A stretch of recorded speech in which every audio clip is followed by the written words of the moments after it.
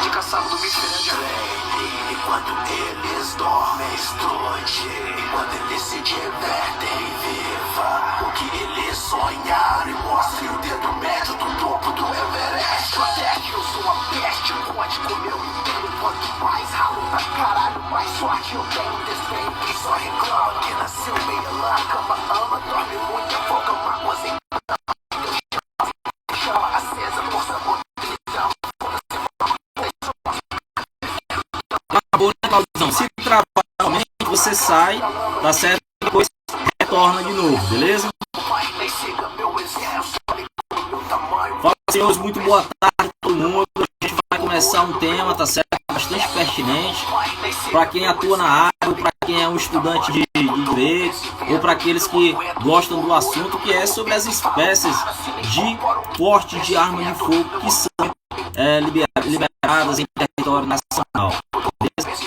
Olha aí, grande Sozinha, meu irmão, beleza, Sozinha, diretamente da Paraíba. Um abraço, guerreiro. Tamo junto, sempre é uma grande satisfação contar com você, meu irmão. Estamos aqui em Fortaleza, beleza? Te aguardando aí pra gente rebater aquele velho papo, beleza, meu irmão? Olha aí, rapaz, doutor Igor Furtado, grande advogado criminalista aí, parceiro nosso, uma grande honra aí, doutor, beleza? Um grande advogado criminalista que atua na área aqui no estado do Ceará. Um abração, beleza, doutor Igor? Raelzão já tá na área aí. Como eu já havia falado aqui, infelizmente deu aquela travada, tá certo? Mais um tema pertinente que a gente vai tentar aqui conversar com os senhores é em relação às espécies de porte de arma de fogo que nós temos atualmente pela legislação brasileira, tá certo? Previstos na legislação brasileira. Estamos tratando aqui do Estatuto do Desarmamento, né? O áudio tá travando. Tá travando novamente aí, Luana. Dá um alô aí se tá travando. A grande amiga aí tá dizendo, vai falar dos CACs. Ah, dos CACs é um porte diferenciado também. No caso, é o porte de tanques, né, doutor Igor? É o porte dos CACs, colecionador, atirador e caçador. É muito importante que, inclusive, quem atua na área, por exemplo, eu estava falando com o Cláudio, e o Cláudio também atua na área, em relação ao conhecimento que se deve ter o operador de segurança, principalmente em relação a esses assuntos, né? Para o quê? Para que ele não possa cometer eventuais abusos, por exemplo, um abuso de autoridade, condenando alguém assim de cara que tem uma legitimidade para conduzir uma arma do estande, por exemplo, para o tiro, para fazer a atividade ao qual ele está autorizado, no caso, os CACs pelo comando do Exército, né? E muitas vezes alguém não tem o pleno com a falta de conhecimento dos policiais. Então, está dizendo aí, ó, sou CAC e sofremos muito com a falta de conhecimento dos policiais. Ótimo, viu, doutor Igor? Então o senhor vai dar uma grande contribuição aqui para conosco, tá certo? Porque um dos portes que nós iremos falar é sobre esse porte diferenciado, que é o porte do atirador, né? Que se inclui ali naquela do caçador. Tá travando? E aí, Gisele, tá travando ainda? Deixa eu verificar. Voltou ao normal ou ainda tá travando? Olha aí, doutor João Carlos aí, outro grande advogado criminalista aí do estado do Ceará. Doutor João, um abraço, meu irmão. Tá ok, né, Roberta? Tá ok o áudio. Então, senhores, como a gente havia falado na introdução do assunto, em relação até a participação aí do doutor Igor, né? Doutor Igor aí, advogado criminalista, que também é CAC, no caso, é uma sigla conhecida para o colecionador, atirador e o caçador. E a gente havia falado, grande Paulinho, um abraço, meu irmão, tamo junto aqui. Deu certo aí, Luana? Beleza, então show. A gente havia falado dessa situação muitas vezes. O próprio profissional da área de segurança pública, o cara que atua na área, por exemplo, fazendo abordagens, no caso, vamos supor, um policial militar, um policial rodoviário federal, um policial civil ou qualquer outro agente de segurança pública que se depare com esse tipo de situação, né? No caso, abordagens de verificações de segurança, claro. E aí você se depara com uma pessoa que está armada. E aí essa pessoa, qual o documento que ela deve estar? É um registro da arma de fogo, é um porte de trânsito, é o porte funcional, uma carteira funcional. Então, são situações em que o agente de segurança pública ele deve estar plenamente habilitado, deve ter um conhecimento, tá certo? Por isso a importância das academias, a importância dos cursos de formação, tá certo? Dar esse acompanhamento contínuo para o profissional da área de segurança pública, pois para evitar e se precaver esse tipo de situação, tá certo? Por exemplo, fazer uma exigência que não é decorrente de lei, não incorrer em crimes de abuso de autoridade, e respeitar os cidadãos. Então, não ia falar muito claro aqui a respeito desse assunto, só que está travando muito aqui da internet. Eu acho que se colocar duas telas aqui, viu, Cláudio, vai travar mais ainda. Vamos dar continuidade aqui, aí mais à frente, deixa eu ver aqui se estabiliza, aí eu te chamo, beleza, Claudiozão? Doutor Igor, fala aí, ó, já fui abordado, apresentei a documentação e mesmo assim queriam me conduzir. Ministrei em minha aula e mostrei a colog do Exército. Isso, doutor Igor, são situações que podem se passar. Doutor Igor, me diga aí qual foi a colog que o senhor mostrou. Talvez tenha sido a 150, né? Talvez me confirma se foi a colog 150, que é a portaria do Exército, que fala aí sobre essa questão da condução do atirador, do atirador desportivo, tá certo? Que está disciplinado lá no artigo 24 do Estatuto do Desarmamento e tem diversas regulamentações. O Estatuto do Desarmamento, desde já dizendo, certo? Frisando, ele tem várias regulamentações do 28, tem a 28, eu sei que existia a 50, a 51, só que a portaria 150 do Comando Logístico do Exército, ela alterou essa 51 que dá acesso à questão do atirador, no caso, até como forma de proteger o seu acervo, né, o seu acervo de armamento, conduzir a arma municiada, tá certo? Alimentada e até mesmo carregada do estande de tiro, devendo ele ter o que? O certificado de registro, a documentação pessoal dele, claro, e a questão da guia de trânsito, tá certo? Expedida pelo comando do Exército. Doutor Igor aí falando aí, exato, certíssimo, é isso mesmo, doutor Igor, beleza. Mas, doutor, a intenção a gente vamos esclarecer um pouco aqui em relação a todos os portes de arma de fogo que a legislação brasileira prevê, né? Nós temos que, em regra, o porte de arma de fogo ele é proibido em território nacional. Em regra, o porte de arma de fogo ele é proibido em território nacional. Porém, ele pode ser permitido a algumas categorias funcionais, a algumas categorias de pessoas, desde que preenchidos alguns requisitos estabelecidos em lei. Nós temos no Brasil uma legislação federal que disciplina o tema armas, né, registro, propriedade de armas, condução de armas, no caso autorizações de porte de arma, que é a Lei 10.826 de 2003, conhecida como Estatuto do Desarmamento, né, o Estatuto do Desarmamento, que disciplina toda essa questão relacionada a armas de fogo, acessórios e munição. O Estatuto, você vai encontrar a parte administrativa do Estatuto, que prevê requisitos, conceitos relacionados à arma de fogo, tá certo? Competências do SINARM, que são nós temos no Brasil dois sistemas de controle de arma de fogo, ok? São dois sistemas controladores que, no caso, para arma de uso permitido e armas policiais não militares, fica a cargo do SINARM, que é o Sistema Nacional de Armas.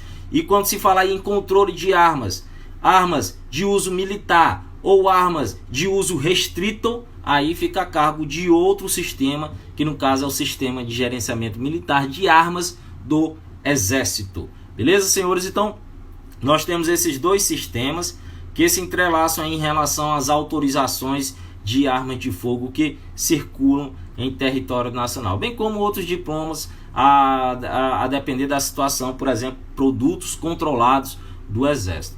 Mas aí em relação aos portes de arma de fogo que nós temos no Brasil, vou só colocar aqui, olha só, nós temos o porte funcional, tá certo? Um porte funcional para algumas categorias funcionais, a exemplo daquelas previstas no artigo 6º do Estatuto do Desarmamento.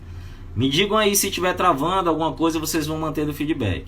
Nós temos o porte administrativo para defesa pessoal, previsto no artigo 10 do Estatuto do Desarmamento. Nós temos o porte de trânsito, previsto no artigo 24 do Estatuto do Desarmamento. E nós temos também um porte diferenciado, que é o porte na categoria caçador de subsistência, tá certo? Que é diferente do porte do caçador esportivo. É bem claro, é bom que se frise, tá certo? Que o porte tem são duas palavrinhas comuns, é o porte do caçador, agora só que é o caçador esportivo. Esse porte é dado pela Polícia Federal, caçador esportivo, esse porte é dado pelo Comando do Exército, né? Ele entra ali naquela sigla dos CACs, colecionador, atirador e o caçador. E o outro porte é o porte na categoria caçador de subsistência, esse já autorizado pela Polícia Federal. Mas iniciando aqui sobre o porte, né, o porte funcional. Mas, em regra, o porte ele não é permitido em território nacional, com exceção de algumas categorias funcionais. Ou seja, o porte funcional ele é dado é uma prerrogativa da função. Eu sou um policial penal, eu tenho um porte de arma de fogo. Eu sou um policial civil, eu tenho um porte de arma de fogo. Por quê? Porque é inerente ao cargo, ele é inerente à função que eu ocupo. Por quê? Porque eu sou um agente de segurança e para fazer uma segurança, né, eu tenho que fazer inclusive a minha própria segurança pública. Para fazer a segurança pública eu tenho que fazer a minha segurança inclusive individual. Então, para essas situações, nós temos o chamado porte funcional, que é o porte por prerrogativa da função. Beleza? Esse porte é para as categorias funcionais do artigo 6º do Estatuto do Desarmamento. O artigo 6º ele traz lá um rol, tá certo, daquelas categorias que estão autorizadas a portar a arma de fogo. E o que é o porte? O porte é o trânsito, é a condução.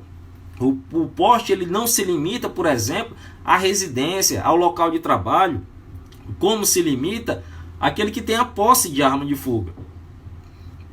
Aquele, por exemplo, se você conhecer alguém, tiver um conhecido que tem direito, por exemplo, ele tem o certificado de registro de arma de fogo, que autoriza ele a ter somente a posse, essa pessoa só pode ficar na sua residência ou domicílio, ou ali nas suas dependências, ou bem como no seu local de trabalho, sendo ele o proprietário ou responsável legal. Essa pessoa que tem apenas o registro da arma de fogo, que tem a posse da arma de fogo, portanto, ela não tem direito a fazer o quê? A condução. Não tem direito a fazer o quê? O trânsito. Não tem direito a fazer o quê? A condução da arma, dessa arma de fogo. Não, tá certo? Para essa situação, é uma situação muito excepcional, que é dada para categorias, por exemplo, específicas, que constam lá no artigo 6º do Estatuto do Desarmamento, a exemplo das categorias de segurança pública, os agentes de segurança pública, polícia militar, civil, ferroviária, polícia federal, polícia penal, os guardas municipais também têm direito ao porte de arma. Inclusive, em relação aos guardas municipais, é bom se frisar que recentemente o plenário do Supremo Tribunal Federal decidiu que a diferença que existe no Estatuto do Desarmamento em relação ao porte de arma de fogo em serviço para as guardas municipais, a depender do número de habitantes, é ilegal. É uma norma que fere a isonomia, tá certo? Porque a mesma atividade que exerce um guarda municipal em um município com mais de 500 mil habitantes, exerce um guarda municipal em um município com menos de 50 mil habitantes. Qual foi a consequência da decisão do STF? Quer dizer que para todos os guardas municipais, claro, desde que preencha os requisitos da legislação, tá certo? Para todos os guardas municipais tem direito sim ao porte de arma de fogo, beleza? Quando em serviço, aí a instituição, claro, ela deve se adequar à legislação para que tudo isso possa ocorrer de forma efetiva. Então, nós temos o porte funcional, que é para as categorias funcionais, agentes de segurança pública, bem como outras categorias que estão intituladas no Estatuto do Desarmamento. Por exemplo, os integrantes das carreiras da Auditoria da Receita Federal do Brasil, auditores fiscal fiscais do trabalho, auditores fiscais e analista tributário. Esse pessoal, né, que lida principalmente, trabalha muitas vezes em fronteira, participa de operações juntamente com a Polícia Federal. Pode haver situações em que no exercício de sua função necessitem, inclusive, da utilização de arma de fogo. E nessa situação é plausível que essas categorias, no caso, auditores fiscais, inclusive, né, a Receita Federal tem uma equipe tática, tá certo? Muito bem treinada, inclusive eles treinam conjuntamente, inclusive com o COT da Polícia Federal, tá certo? Então, esse pessoal, auditores fiscais que fazem ali o combate ao contrabando, ao descaminho, muitas vezes em fronteira, né? Contrabando de cigarros, de armas de fogo, tráfico ilícito de drogas, esse pessoal, tá certo? Da Receita Federal, ou até mesmo, no caso, auditores fiscais do trabalho. Nós tivemos aqui no Brasil, inclusive, um caso que repercutiu bastante nacionalmente, uma chacina em relação a auditores fiscais do trabalho. E por conta disso, depois desse fato, ocorreu essa autorização aí para que os auditores fiscais do trabalho também pudessem vir a ter o porte de arma de fogo. Então, são algumas categorias funcionais, tá certo? Que o Estatuto do Desarmamento prevê como pessoas que são autorizadas a portar arma de fogo. Aí eu repito, esse porte do artigo 6º do Estatuto do Desarmamento é um porte por prerrogativa da função, tá certo? Prerrogativa da função. É o direito daquele que exerce aquela função de portar arma de fogo. É um porte por prerrogativa de função, conhecido como porte funcional, tá certo? É esse primeiro porte aí que eu estou falando. É o porte do artigo 6º do Estatuto do Desarmamento. Beleza, senhores? É isso aí.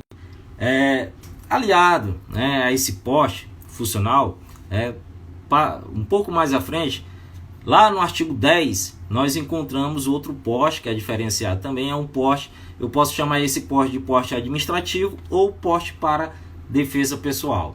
Esse porte para defesa pessoal é o porte que o cidadão, por exemplo, ele requer junto à Polícia Federal, tá certo? Desde que preenchidos alguns requisitos da lei, a pessoa ela pode, né, requerer junto à Polícia Federal. Lembrando, o porte não é um direito, né? Não é um direito, é uma discricionariedade. Há uma discricionariedade do órgão concedente, que no caso é a Polícia Federal. Você preenche os requisitos, você faz um requerimento, entra lá com esse requerimento, protocola junto à Polícia Federal e você vai ficar a mercê, no caso, de uma autorização lá do responsável pela Polícia Federal, no caso, geralmente um delegado que é responsável pelo setor de divisão de armas, tá certo? Ele vai fazer análise do seu caso, vai fazer a verificação dos requisitos, se você preenche os requisitos, a questão da sua necessidade para portar uma arma de fogo, geralmente decorrência da atividade profissional a qual você exerce, ou até mesmo em alguns casos em relação ao risco à sua integridade física que você pode ter, tá certo? Então, essas situações, né, são situações em que a gente encontra no Estatuto do Desarmamento. Esse dispositivo, o artigo 10 do Estatuto do Desarmamento, ele traz os requisitos para se portar arma de fogo. Esse requisito, tá certo? Os requisitos previstos no artigo 10 é para o cidadão comum que requer junto à Polícia Federal a questão das armas de fogo. Para se ter o porte de arma de fogo, é necessário que você tenha o registro da arma de fogo, né? Quando você vai adquirir uma arma de fogo, você tem que registrar essa arma de fogo antes de ter o porte de arma de fogo. E aí o registro da arma de fogo requer alguns requisitos também. Eu vou colocar aqui alguns requisitos, porque eles se somam a outros em relação ao porte de arma de fogo. Por exemplo, para se adquirir arma de fogo, você tem que ter esses requisitos que eu vou colocar do artigo 4º do Estatuto do Desarmamento. Olha só. E aí, meu amigo, se você estiver estudando para concurso, tá certo? Você já fixa aí o Corina 25. Corina 25, você vai encontrar os requisitos previstos no Estatuto do Desarmamento em relação à aquisição do porte de arma de fogo. Olha aí, eu grifei aí, tá certo? Está grifado aí as letras do Corina 25. Vou ler só os requisitos aí básicos, tá certo? Aquela parte que está grifada. No caso, deve-se comprovar a necessidade que precisa ter um armamento, tá certo? Necessidade que precisa portar uma arma de fogo.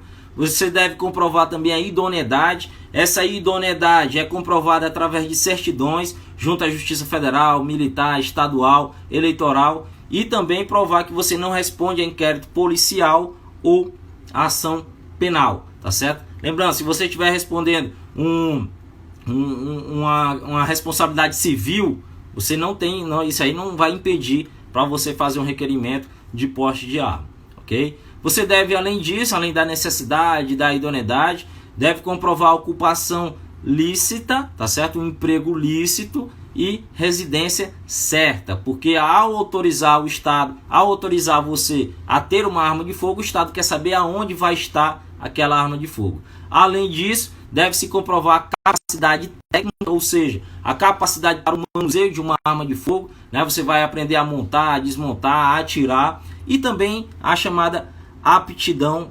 psicológica, né? Aptidão psicológica para portar arma de fogo. Vai ver que você é um doido, né? O Estado não vai lhe autorizar um doido a portar arma de fogo, porque já pensou a besteira que ele vai fazer, né? Então, há de se preencher esses requisitos que são muito necessários. Aliás, né, a gente percebe aqui que não é fácil você ter uma autorização, conseguir uma autorização, por exemplo, para possuir ou sequer portar uma arma de fogo. Tem que preencher esses requisitos,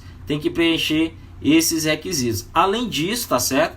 Deve, no caso de porte de arma de fogo, esses requisitos que eu falei foi para aquisição da arma de fogo, só que eles se juntam ao do porte de arma de fogo. Além desses requisitos, se a pessoa pretende fazer um requerimento de autorização para portar uma arma de fogo, além desse, ela deve demonstrar a efetiva necessidade por exercício de atividade profissional de risco ou de ameaça à integridade física. Além disso, também apresentar documentação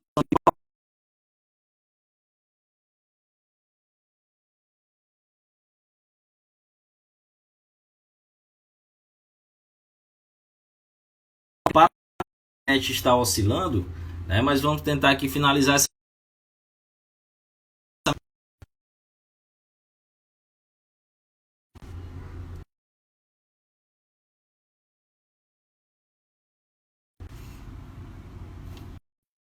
Travou, voltou, como é que tá aí? Pra gente dar seguimento aqui, infelizmente a internet está travando muito, mas vamos terminar aqui a missão, tá certo? Como já havia falado, né, essa última parte em relação ao porte de arma que o cidadão, por exemplo, ele requer. Portanto, pode ser por conta da sua atividade a qual ele exerce e também por conta do risco à sua integridade física. Esse é um dos argumentos que podem ser utilizados em relação à necessidade do porte de arma de fogo. Onde é que você vai encontrar? No artigo 10 do Estatuto do Desarmamento, beleza?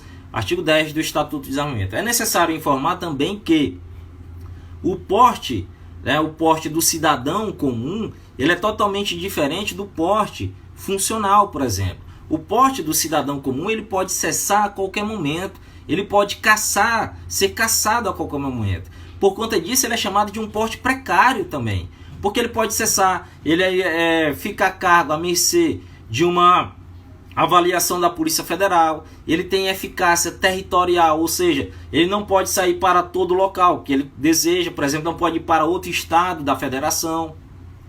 Tem eficácia territorial e temporal limitada. Ele é válido por um determinado tempo que a Polícia Federal vai liberar, tá certo? Então é um porte precário. Por quê? Porque ele pode cessar a qualquer momento. É totalmente diferente de um porte funcional. Por exemplo, o cara que tem um porte funcional, inclusive, ele fica dispensado de algumas taxas de renovação, taxas de documentação, diferentemente de uma pessoa, de um cidadão, que além de comprovar todos esses requisitos, deve ele também pagar várias taxas, tá certo? Inclusive as taxas não são baratas, tá certo? São as taxas, inclusive, de valor bem elevado para se ter, por exemplo, um porte de arma de fogo e está com a arma, conduzir sua arma de forma legítima, beleza? Lembrando também a idade, tá certo? 25 anos, essa é a idade mínima para se portar arma de fogo, ou até mesmo para se adquirir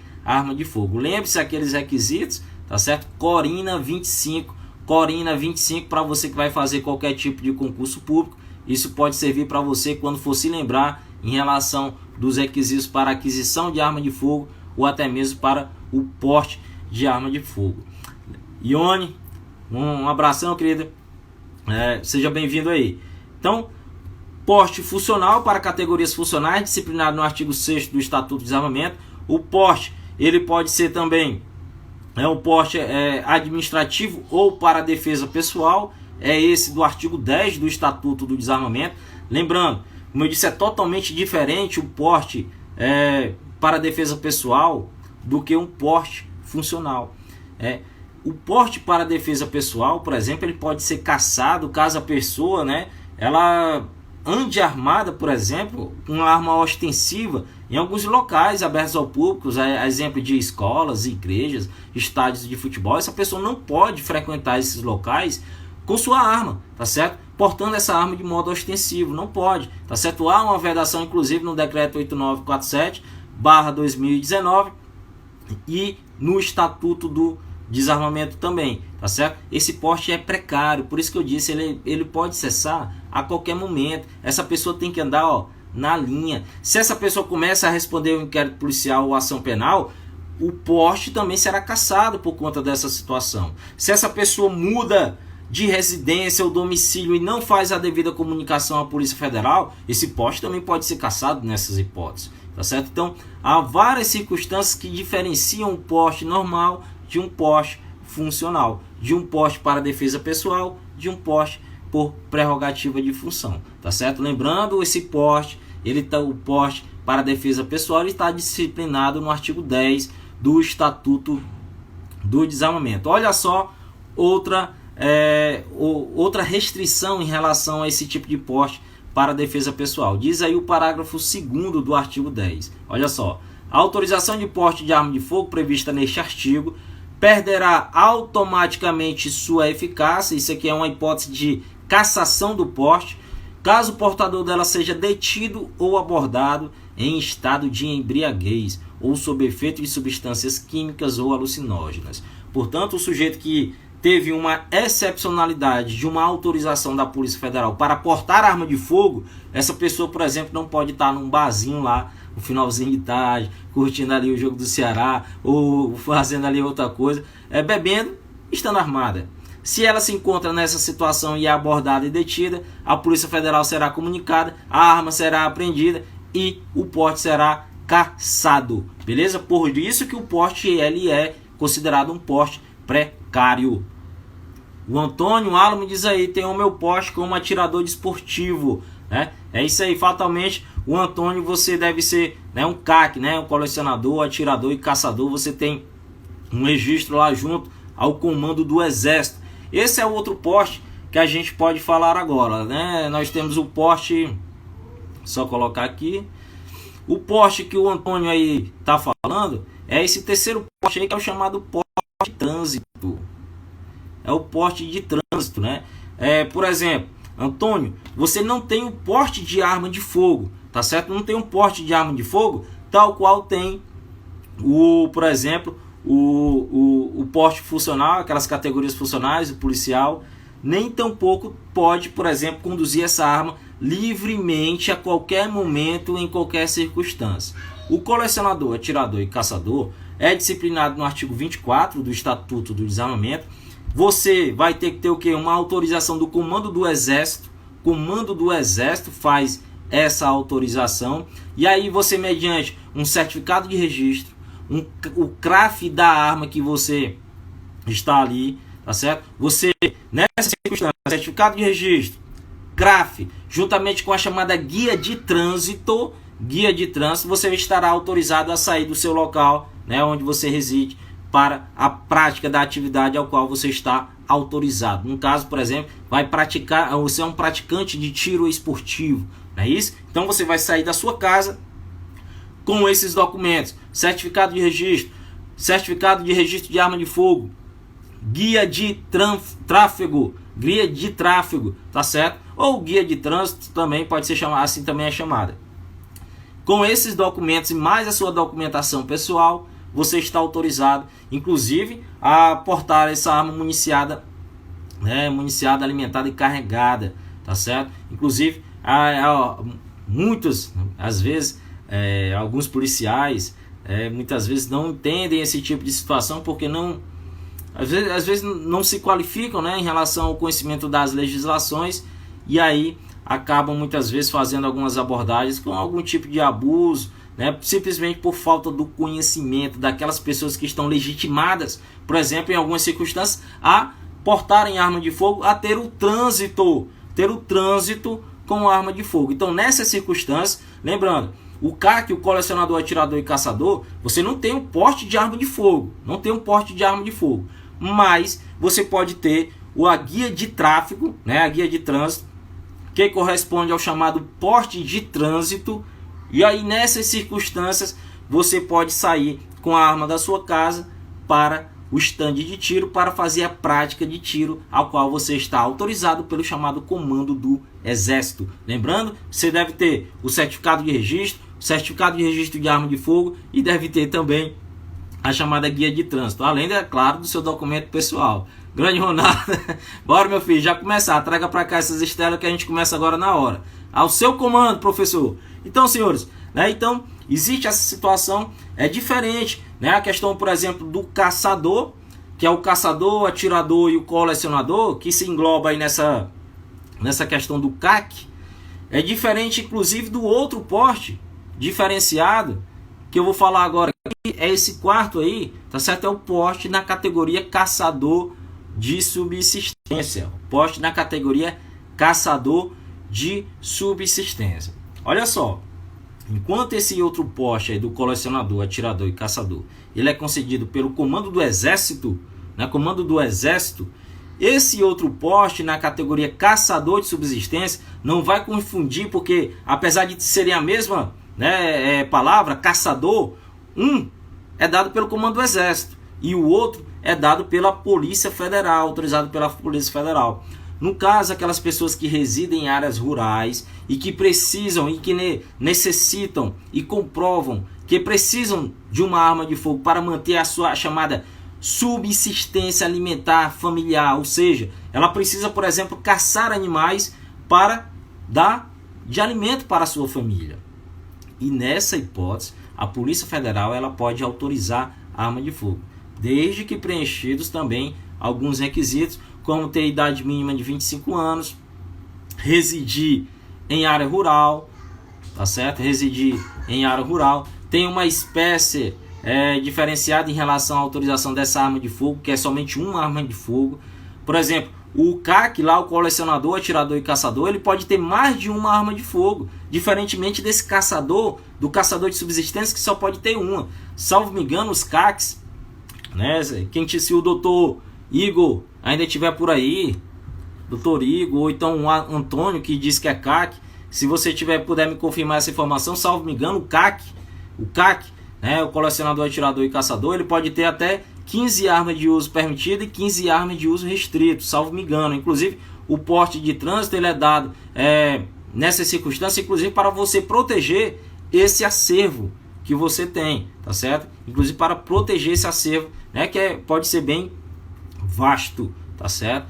Só que é diferente do porte da categoria caçador de subsistência, porque o caçador de subsistência, ele só pode ter o quê? Só pode ter uma arma. E essa arma é só uma arma de uso permitido. Então quem é que faz o controle dessa arma de uso permitido? É o SINARME, porque o SINARME, né, eu já havia dito, que atua junto à Polícia Federal. E o CAC lá, quem é que dá o controle da arma dele? É o SIGMA, Sistema de Gerenciamento de Armas do Exército. O Antônio já está dizendo 30, ao todo 30, é isso? 15 armas de uso restrito e 15 armas de uso permitido, além de uma vasta quantidade de munições, que também existe aí a autorização para o chamado CAC, tá certo? Então, são circunstâncias diferenciadas que envolvem aí esses dois portes. Mas o porte na categoria caçador de subsistência, só colocar aqui para vocês, tá certo? De melhor forma, diz aí o artigo 6º, parágrafo 5º do Estatuto do Desarmamento. Aos residentes em áreas rurais, olha só, áreas rurais, maior de 25 anos, que comprovem efetiva necessidade depender do emprego de arma de fogo para prover sua subsistência alimentar familiar, será concedido pela Polícia Federal o porte de arma de fogo na categoria caçador de subsistência. Olha só o tipo de arma de fogo. Uma arma de fogo de uso permitido. Uma arma de fogo de uso permitido. O tiro é simples, não é uma arma de uso automático, por exemplo, com 1 ou 2 canos. A alma lisa, ou seja, dentro do cano da arma não existem raias, ok? E de calibre igual ou inferior a 16. Ou seja, o calibre da arma do caçador de subsistência, é até 16, beleza? Diferente também dos calibres que são utilizados pelos CACs, tá certo? Diferente dos calibres que são utilizados pelos CACs. O Antônio está dizendo aí, antes qualquer compra de armas por CACs precisava de autorização de aquisição expedida pelo Comando do Exército. Teve umas alterações aí em relação aos últimos decretos presidenciais. Então, senhores, nós temos aí o porte funcional, que é o porte por prerrogativa da função. Esse porte encontra-se no artigo 6º do Estatuto do Desarmamento. Nós temos o porte para defesa pessoal. Esse é o porte do cidadão comum. Como eu disse, ele é precário, porque ele pode cessar a qualquer momento. Tem várias restrições a depender da situação ao qual aquele cidadão requeriu.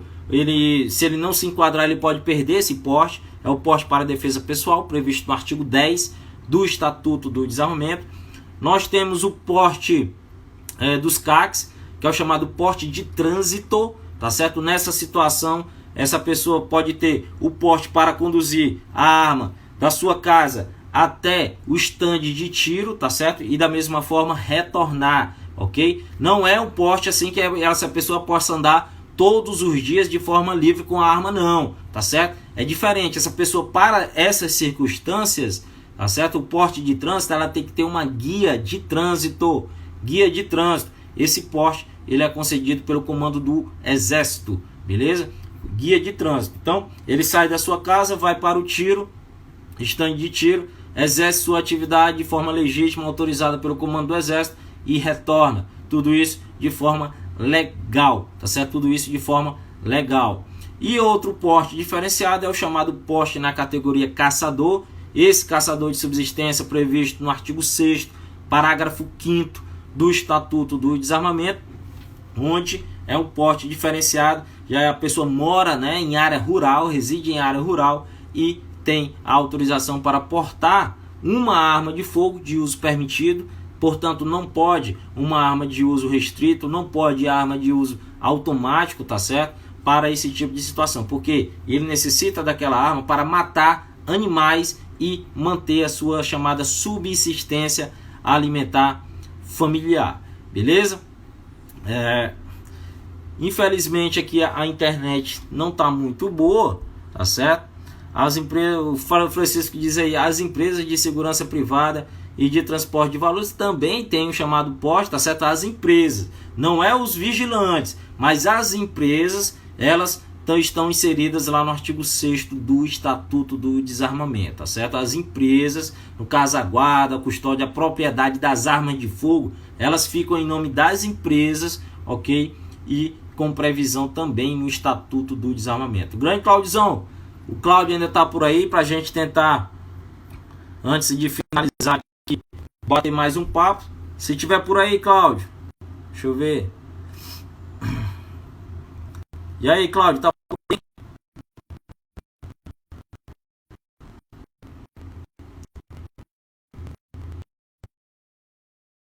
Mas chamando aqui mais uma vez para o nosso amigo Cláudio, a ver se é porque oscila muito a internet e muitas vezes quando coloca aqui dois, geralmente, né, dá essas panes. Claudiozão? E aí, PH, estamos por aqui ainda. E aí, Cláudio, beleza? Você acompanhou aí, felizmente a gente travou muito, né, a internet, não sei por conta do horário, por conta que realmente está oscilando, mas o grande Claudiozão aí ia dar uma contribuição com a gente em relação ao assunto. Cláudio, alguma observação a fazer em relação ao estatuto, em relação a essas espécies de porte de arma de fogo? A única questão aí que eu vi aí foi o seguinte, um aluno perguntou aí com relação se o CAC realmente ele tem um porte de arma, né? Bem, ele tem um porte de arma para quê? Para o trânsito dele, né? Ele não tem porte de arma para circular com a arma propriamente dita. Ele tem um porte de trânsito. Ele deslocar da casa dele até o quê? Até o local da prática de tiro ou da exposição que ele foi, né?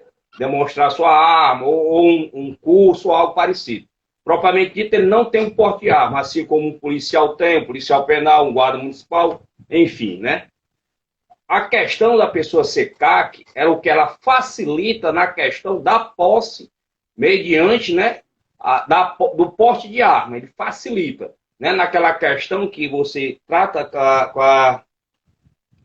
na questão da Polícia Federal, de fundamentar a necessidade, né? Aí a sua fundamentação ela já está baseada, já está o quê? Circunstancial. Então ela se torna o quê? Uma forma mais... Favorece, né? Favorece. Principalmente uma arma de fogo. Justamente.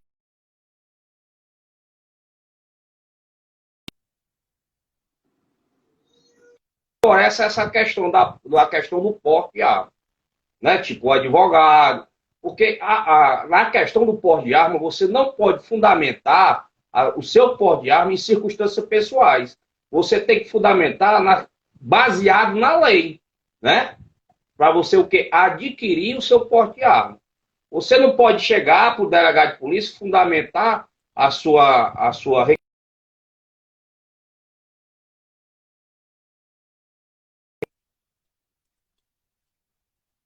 questão que diga realmente qual a necessidade que você tem para quê? Para portar a sua arma de fogo. Beleza? E de antemão a questão do CAC, eu ressalto que com relação aos policiais, realmente é um pouco de falta de conhecimento, de instrução, mas isso está melhorando circunstancialmente, certo? Realmente existia essa dificuldade. Alguns policiais, por questão de desconhecimento,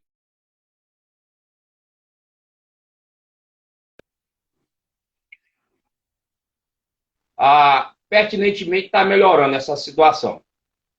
Eu, de antemão, agradecer a participação e, por interferência realmente da internet, não podemos ter um diálogo melhor, mas posteriormente poderemos marcar outra live e debater com melhor propriedade essa questão, em relação aos CACs, enfim.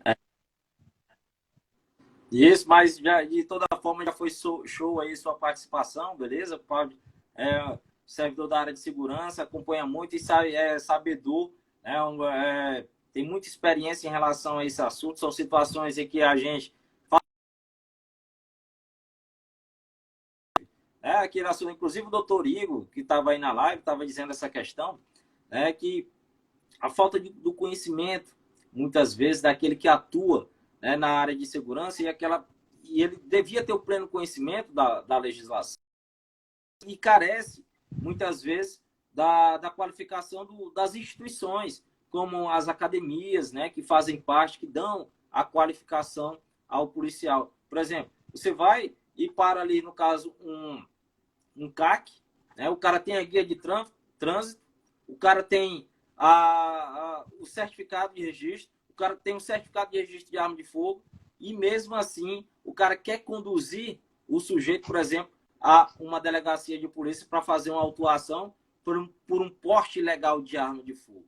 Sendo que se o cara tiver o pleno conhecimento da legislação, né, ele sabe que, mediante, no caso, se for um CAC, mediante certificado de registro de arma de fogo, documentação pessoal e, o mais importante, a guia de trânsito, ele está legitimado, né, porque tem uma autorização do comando do Exército para a prática daquela atividade profissional. Inclusive, ele passou por burocracias, várias burocracias que a lei demanda para ter aquele tipo de atividade, né? Então, só um adendo aí, PH, antes de você... Só um adendo antes de você concluir. É só salientar que para ser CAC, tá entendendo? Não precisa ter 25 anos, certo? Para ser CAC não precisa ter 25 anos, certo? Para você possuir a arma é que é necessário você ter 25 anos, né? Que tem algumas exceções, né, em relação aos 25 anos, por exemplo, o policial militar, o guarda municipal, servidor público também está nas exceções do artigo dessa questão da idade mínima. Interessante, viu, Cláudio? Já vi várias questões de concurso, principalmente na parte discursiva, cair assuntos relacionados, sabe o quê? Sabe qual o poste que cai muito aí em concurso? O poste na categoria caçador de subsistência. Já vi provas da Polícia Civil do Distrito Federal, salvo me engano, de 2013, que caiu esse poste, tá certo? O poste do caçador de subsistência. Já vi prova do CFO da Polícia Militar, não recordo de qual estado, mas já caiu para você dissertar sobre o poste na categoria caçador de subsistência. Você frisar, não sei se você comentou que o poste dessa categoria específica que você está frisando aí, ele se limita à área do terreno da pessoa. Né? Se limita. Se ele for pego na área externa da Isso. Se ele der qualquer outra destinação que não seja a caça, na verdade, ele vai estar incorrendo em crime. Seja em posse ilegal de arma ou até mesmo disparo de arma de fogo. Por exemplo, se ele dispara a arma e ele não está em uma atividade de caça. Né? Ele só tem autorização para portar a arma naquelas circunstâncias ao qual ele foi autorizado. É isso? Aliás, até falando, só para fazer um complemento aqui, viu, Cláudio? Em relação não ao porte, mas em si mais é pertinente àqueles que residem em áreas rurais. Em áreas rurais. Deixa eu identificar aqui o artigo. Olha só, nós tivemos uma alteração em 2019. Em 2019, no Estatuto do Desarmamento, lá no artigo 5º, parágrafo 5º, em relação aos residentes em áreas rurais. Em residentes em áreas rurais. Nós temos o poste, né, que é dado ao caçador de subsistência. Ele deve morar em área rural. E, em 2019, pela Lei 13.870, Lei 13 do Estatuto do Desarmamento, uma ampliação em relação à posse de arma de fogo para aquele que mora em área rural. Assim diz o parágrafo 5º. Acompanha aí comigo aí, Cláudio. Olha só. Aos residentes em área rural, para os fins do disposto no caput deste artigo, considera-se residência ou domicílio toda a extensão do imóvel rural. Toda a extensão do imóvel rural. Ou seja, saindo só um pouco aqui em relação ao porte, que é uma situação em que a pessoa está autorizada a conduzir, a transitar a arma, e a gente já falou que o porte ele pode ser funcional, o porte ele pode ser para defesa pessoal, o porte pode ser de trânsito, no caso dos CACs, e o porte ele pode ser na categoria caçador de subsistência. Essa situação aqui é daquele que tem uma autorização para possuir arma de fogo. E aí, Cláudio, é interessante informar que antigamente existia uma polêmica em relação àquele que possui uma arma de fogo. E, por exemplo, eu tenho uma posse, estou autorizado a posse de uma arma de fogo, só que eu moro no interior, tenho uma fazenda, né? Isso aqui é hipoteticamente falando, tá certo? Tem uma fazenda. Isso aqui eu vou colocar até você, porque eu sei que você é um fazendeiro, você tem uma rural aí no interior, tô sabendo, viu? Eu vou colocar o Claudiozão. O Claudiozão tem a posse.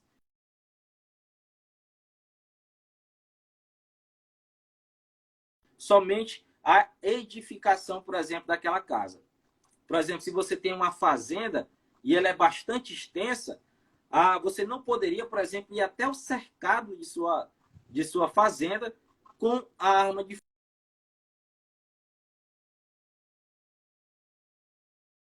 870 de 2019 veio justamente para sanar isso. O que isso quer dizer? Se você morar em área rural, por exemplo, e a sua fazenda for muito extensa, quilômetros, você vai estar legitimado, ainda com o Instituto da Posse, até os limites da cercania daquela fazenda. Não importa qual é a distância, porque foi justamente isso que a legislação sanou. Olha só, aos residentes em áreas rurais, em área rural, Artigo 5º, parágrafo 5º do Estatuto do Desarmamento.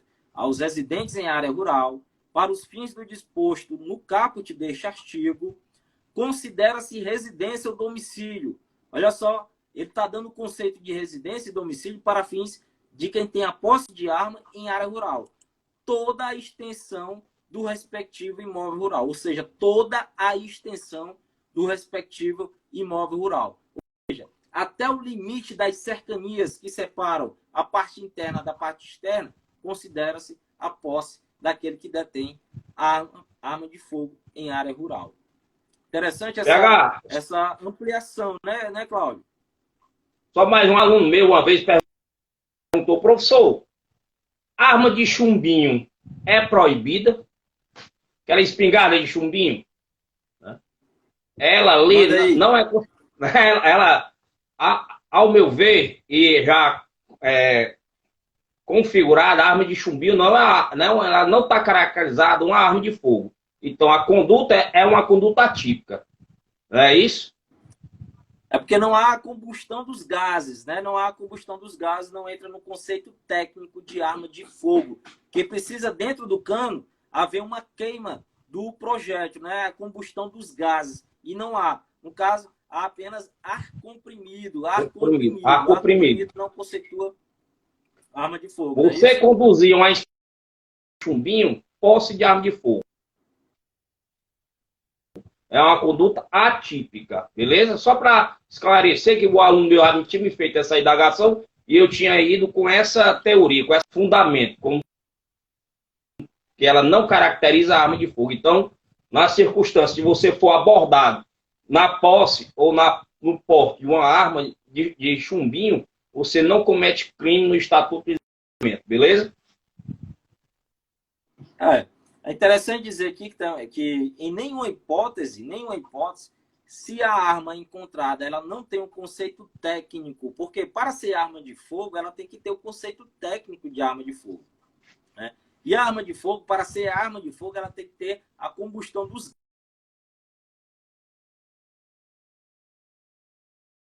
gases que estão confinados dentro de uma câmara, ou seja, dentro ali da parte do ferrolho da câmara, do cano.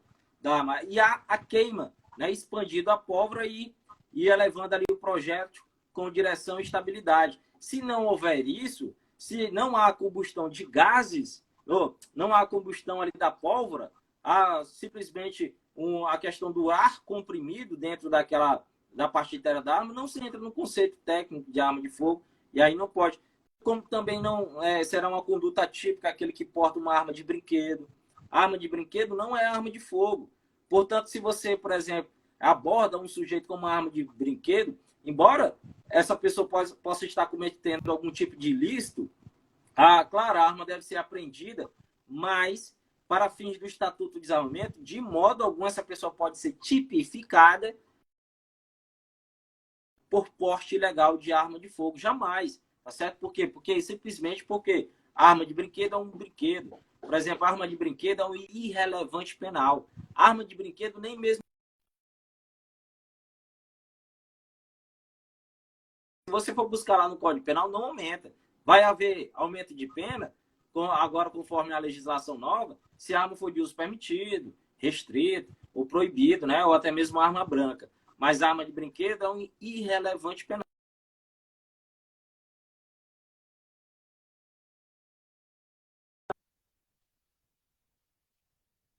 Tá travado? Pode continuar. Tá travando aí, mas vou fazer outra pergunta. Inclusive, essa pergunta que eu vou comentar junto com você já caiu até em concursos policiais, beleza? Uma pessoa que vai pego com mais de uma arma do mesmo calibre, ela não responde por cada arma. Ela responde pelo quê? Pelo um crime único, né? Isso. Não vai haver dois portes, né? Não importa se a pessoa está com uma... Um crime único agravado, né? Vai ser, como o Cláudio falou, crime único. Único crime. É isso? Responde pelo único crime em concurso formal. Concurso formal, muito bem. Isso. Beleza? Vai ser relevante para quê? Para a dosimetria da pena. Né? pena pode ser Pena para quem não sabe. Mas isso quer dizer, Para quem não sabe o que é dosimetria da pena, é o momento em que o juiz faz o quê? É o momento que o juiz faz o quê? Aquela análise do artigo 59, né? Atenuante, aumento, majorante, né? Da questão justamente ele vai dosar. O que é que tem aqui para aumentar? O que é que tem dosar até encontrar uma pena justa, não é isso? Uma pena justa. Pois é. É interessante, muito interessante, né? A pessoa... Agora você tem que ver o seguinte, essa questão, se você for analisar agora uma arma de uso restrito com uma de uso permitido, já não é da mesma forma de duas armas de uso permitido. É?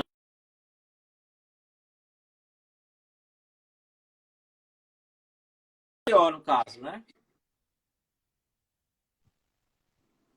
Interessante que também falar o pessoal, o estatuto é considerado uma norma penal em branco, né? Porque ele não diz quais são as armas de uso permitido, restrito ou proibido. Mas, desde já aqui para matar a curiosidade, os decretos presidenciais, exemplo do decreto 9847/2019, o 10.630 de 2020, eles disciplinam qual as armas que são consideradas de uso restrito, permitido ou proibido. Por exemplo, para fazer essa definição, saber se a arma é de uso restrito ou permitido, né, o que vai ser fundamental é em relação à força cinética do projétil quando sai da boca do cano, da arma. Por exemplo, se a energia cinética provocada pela pólvora for menor que 1.620 joules, será considerado uma arma de uso permitido. Se a energia cinética, joules, que é a energia, né, calculada para fazer essa distinção da arma, se for maior que 1.620, será considerado arma de uso restrito. As armas proibidas são aquelas que, por convenções internacionais, o Brasil assinou, né, e é signatário de algumas convenções internacionais, são proibidas de haver a chamada comercialização dessas armas, tá certo? Ou também pode ser aquelas armas que são consideradas dissimuladas com aparência de verdadeiras. Por exemplo, uma arma, uma caneta. Já pensou aqui, deixa eu ver, uma caneta. Se eu tenho uma caneta aqui, só que essa caneta é dissimulada, e essa caneta, se eu mexer aqui, mexer ali, ela dispara arma de fogo, né? Ela tem um poder lesivo, essa caneta será considerada uma arma de uso imediondo, simplesmente pelo fato de portá-la, tá certo? Então, essas armas que são dissimuladas, ou até mesmo também armas que têm arma de fogo, ou até mesmo munições que são que tem aquela potencialidade biológica, por exemplo, armas químicas também são consideradas.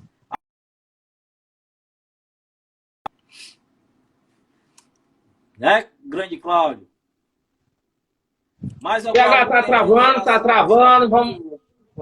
travando muito. Posteriormente, decorrente pode marcar outra, né, com o melhor horário, com relação à melhoria dessa questão da internet, tá travando muito, mas foi muito pertinente. Quero agradecer aí a oportunidade novamente, né, de você ter me dado um pouco de tempo, problema de internet, mas agradecer a você pela oportunidade, agradecer o pessoal por ter permanecido na live e agradecer a você pelas informações que foram pertinentes, né, para os alunos, para mim, para nós, e dizer que amanhã, às 20 horas, tem a minha live com o professor e doutor João Carlos Tomeni, falando com relação ao fato, né, o fato típico, ilícito jurídico, teoria do crime. Amanhã, que eu sou o convidado, eu vou discorrer amanhã com a questão de antijuridicidade, ou para os outros conhecedores vou falar sobre a legítima defesa, estado de necessidade, estrito cumprimento do dever legal e exercício regular do direito. Beleza? Amanhã às 20 horas. Obrigado. Tamo junto. Vamos marcar a próxima aí.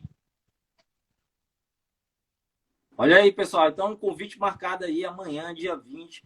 Professor aí, Cláudio, juntamente com o outro doutor aí, o professor também João Carlos, tá certo? Amigão meu. Estarão fazendo aí uma super live amanhã às 20 horas. 20 horas, não é isso? Confirma?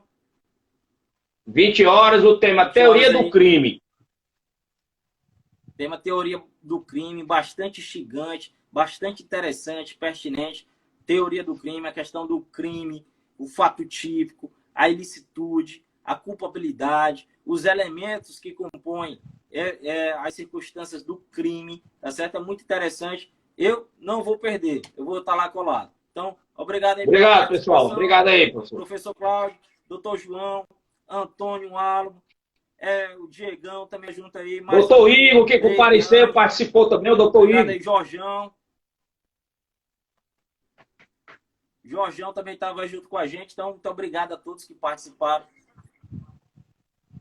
Manda um abraço pro doutor Igor, Um PH. grande advogado criminalista, a gente já se bateu muito aí nas unidades regionais, a qual o doutor meu Igor, contemporâneo de faculdade, viu? Suas atividades jurídicas.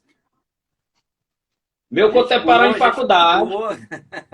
Primeiro semestre até o último. Advogado eficiência total. E o outro advogado aí, referência, tá certo? É o doutor João.